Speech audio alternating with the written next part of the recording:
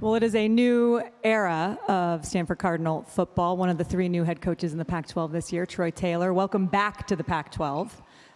It's great to have you, and I know there's a lot to talk about, but big picture as you look out, 6 weeks away from that opener at Hawaii, where are you compared to where you hoped you would be at this point? And we're going to talk about recruiting as well in a minute, because I know that's been going very well as well. Yeah, I think right where we want to be. We had a great spring, opportunity to get to know our guys and the things they do well and things we need to improve, and then brought in some our freshman recruits that have signed or on campus, and a few transfer guys, and our guys are working their tails off this summer and having a good time, and we're spending a lot of time with them, so it's been great. All right, and we are going to open it up to questions for the media. Yeah, if you have a question, please raise your hand. We'll bring you over the mic. Just remember to state your name and affiliation. Questions? Oh, Troy here in the far left, sorry. Or no? Oh, sorry, in the front.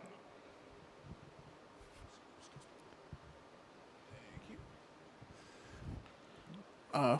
Ken Berry, Touchdown to Sanders Network. Coach Taylor, with the legendary performance that Sac State put on and the guys that you managed to get to the NFL, how do you kind of bridge that culture that you had there to Stanford and also keep the standard of intellectual brutality that's been there for so long? And how many guys from Sacramento State wanted to come with you to Stanford? Okay. In terms of philosophy and system offensively, obviously there's different ways to do it. Stanford had an offensive philosophy that was really successful for them, and we're going to be a little bit more up-tempo in terms of offensively. We'll go fast and we'll huddle at times, but we're going to run the same thing that I did at Sacramento State. Now, our system's pretty adaptable and adjustable in terms of being able to, basically was created at a high school where you kind of get the players you get and you got to adjust to your strengths. And that's what you do as a coach, is you highlight the things they do a little bit better and minimize the things maybe they don't do well and continue to develop them. So in the second part of the question was, I'm sorry, it's hard to hear too.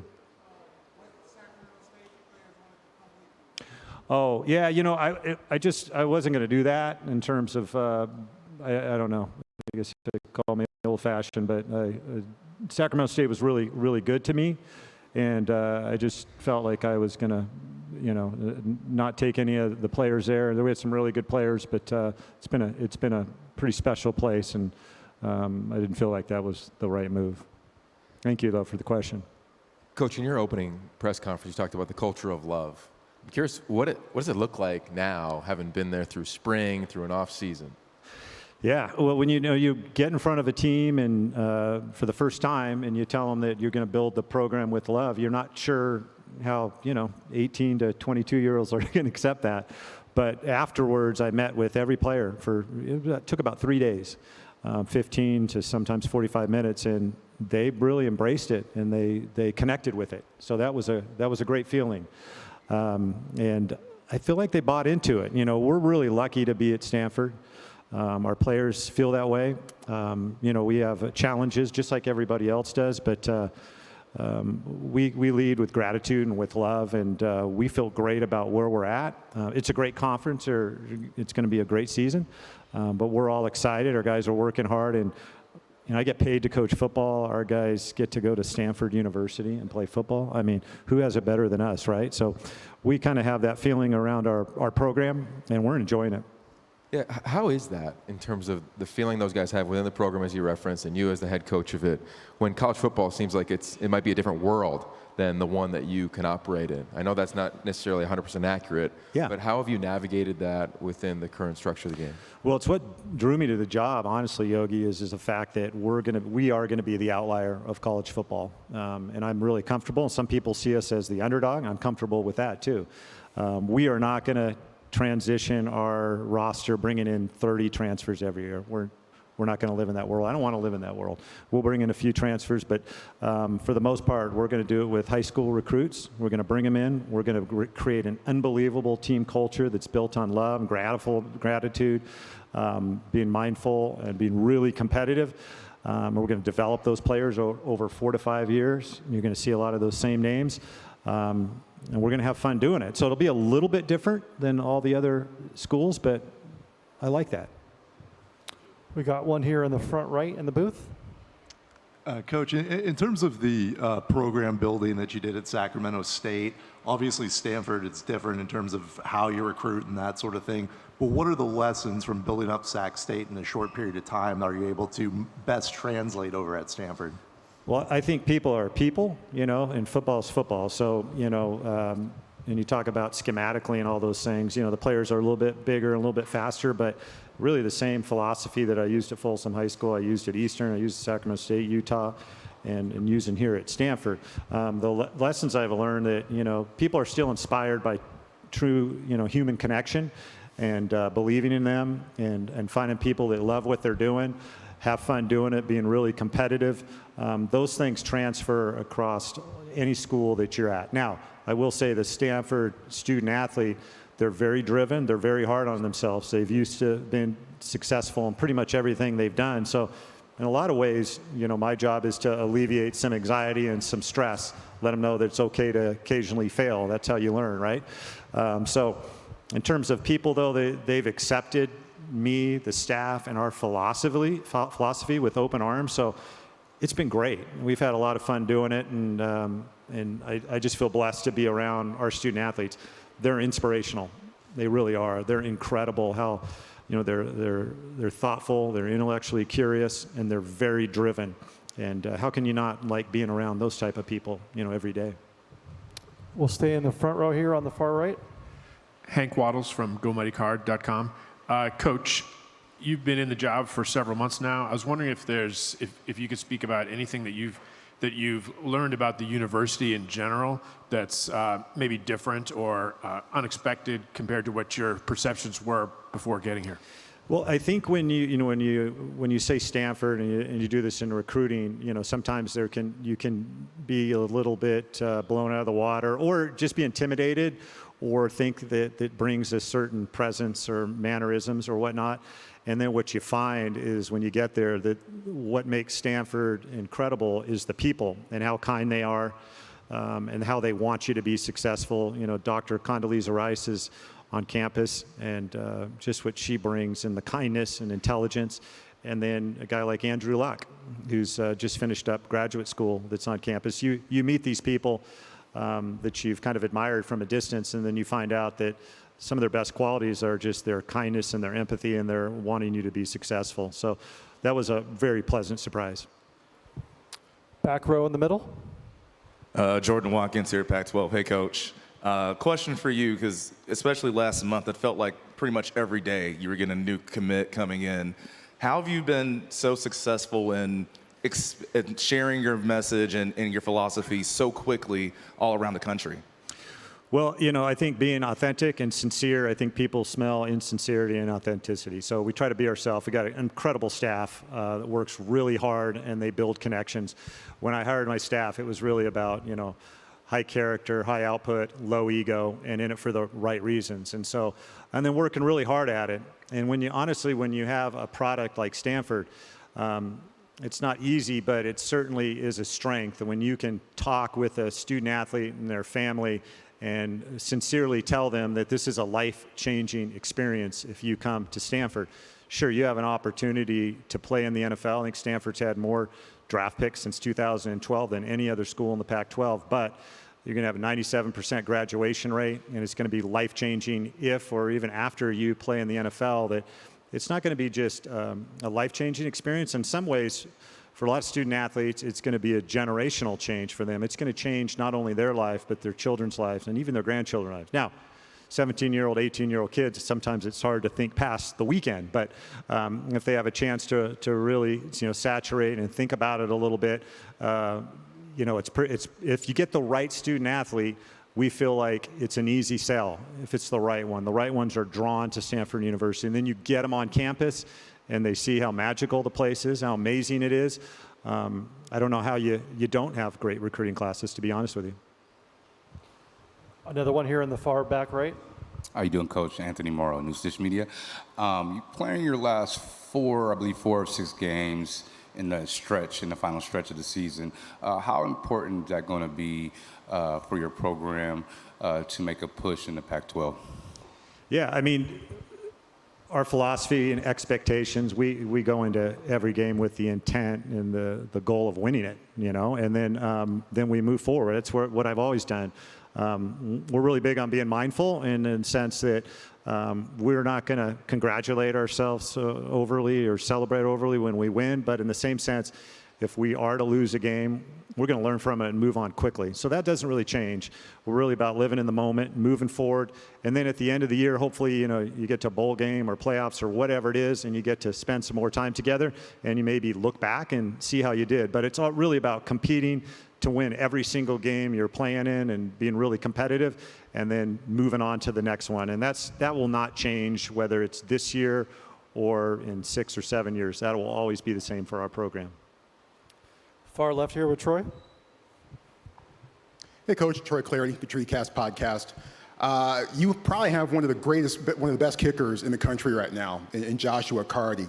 What does having him on the roster, his accuracy, his strength, and his distance, his ability to hit from distance, what do those things bring to the table for the program, and how much easier do you sleep at night having a kicker like that? I mean, it's an unbelievable weapon. I mean, you cross the 50 and you're feeling like you're in field goal range. So Josh is a really special guy. He's going to play for a really, really long time. One of the smartest players on our team. Exceptionally accurate, hardworking. He's a true weapon. So we feel lucky to have him, and he'll be a big part of our success this year. I just got to ask you, Coach, I think about your journey, and I think it was 20 years ago you were getting introduced as the head coach at Folsom High School, and you've obviously made some stops along the way. You're going 100 miles an hour trying to get this thing where you want it, but have you taken moments or pause to sort of realize and think about where you are and reflect on the fact that you've got that S? Yeah, thanks for the question. Yeah, it's amazing. I mean, it really is, and I've enjoyed every moment. I mean, truth be known, I could have stayed at Folsom High School and loved it. I had a great time. I enjoyed it. I enjoyed my relationship with players and coaches, and it was just one of those things where I felt like I needed a new challenge, and could have went up to Eastern Washington, could have been there for 20 years. I just kind of enjoyed everywhere I've been. And then at Utah it was fun, and Sacramento State I could have been there forever. Very hard to leave that place, being my hometown and really special people. But I feel like the luckiest guy in the world. Maybe Bill Walton is the first luckiest guy, but I'm the second luckiest guy in the world to be able to be at Stanford, be able to do things the right way, be able to have, I believe, sustained success, be around unbelievable people and student athletes. To me, it's just an amazing ride that I've had, and I feel very fortunate. And there's been a lot of people that have played a part in that. A lot of players, a lot of great players, a lot of great coaches, a lot of great administrators. I feel very blessed. I know a big part of your role will be the quarterback meeting room. And every quarterback who's been in that meeting room and started at Stanford has found their way to the NFL. This year, a lot of inexperience in that room. What's going to lead you to make a decision? Is there a criteria, and how do you see it going into training camp? Yeah, that's a great question. We have 4 guys that are really vying for the job. 2 of them were there in the spring, so we got a chance to see them. 2 inexperienced guys that are talented, but getting better with every rep. What goes into it? For me, the first and most important thing is accuracy. Because you could have all the other qualities. You could be a great leader. You could have a strong arm. You could know the offense better than anybody. You can't deliver the ball accurate. It's going to be hard for us to be successful. So it all start with accuracy, and then there's a number of other things: decision-making, leadership, all those things, functional athleticism. All those guys, those 4 guys, have those things. Now, can they consistently do it and move the team and do it under duress and all those things? Some of those things we're not going to find out until we get in real games. But my job is to develop them, help them build confidence in the system and themselves and the people around them, and then adapt our offense to our talent and what they do well. And I have found that the more you can have success around the quarterback at different positions, and the more consistent I can be, it's going to give them a chance to be successful. So they all have ability. We'll see who emerges. Somebody that nobody's talking enough about, I think, is David Bailey. Might be the most explosive edge rusher in this league coming back.